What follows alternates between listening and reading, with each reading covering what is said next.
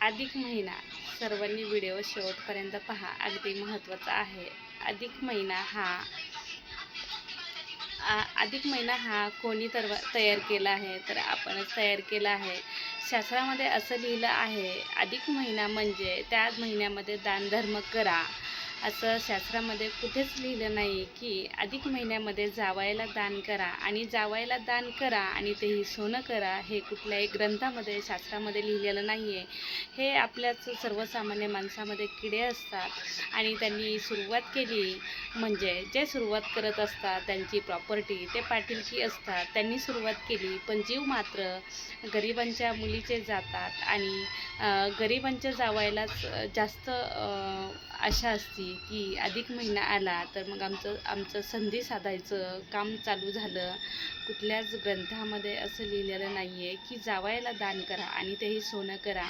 दान करायचं आहे, अन्नदान करायचं आहे, गरजूंना मदत करायची आहे, एवढाच विषय आहे.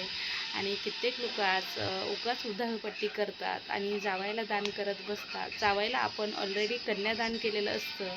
त्यांना कुठलंच अधिक महिन्यातलं धोंडे दान करायची गरज नाही आहे.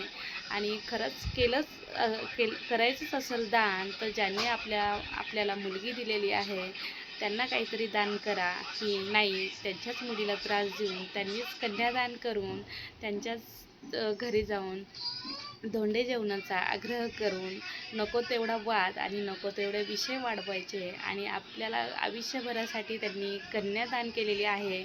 तिच्यावरती नाराज होऊन तिच्या फॅमिलीवरती नाराज होणं कितपत योग्य आहे? त्यामुळं धोंडे जेवण हे जरी धोंडे जेवण असेल, अधिक मासाचं जेवण असेल, तरी सर्वांना एकमेकांना सन्मान द्या आणि सर्वांना आहेर करा आणि सर्वांना होईल तेवढा आनंद द्या किंवा एक मस्त गेट टुगेदर म्हणून पार्टी ठेवा. एकाच फक्त जावयासाठीच का असावा? ते सासू सासऱ्यांसाठी असलं पाहिजे.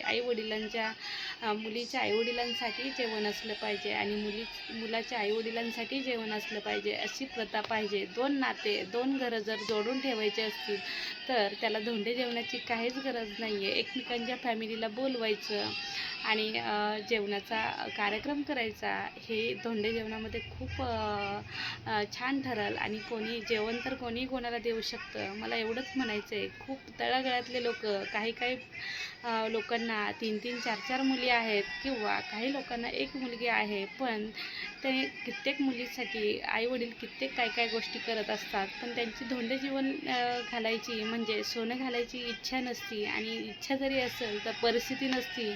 तर सगळ्यात गोष्ट महत्त्वाची म्हणजे जावई हा प्राणी आहे. त्यांनी सासरवाडीची जाणीव ठेवली पाहिजे. त्यांनी आपल्याला मुलगी दिली आहे, वारंवार ते आपल्याला मदत करत आहेत.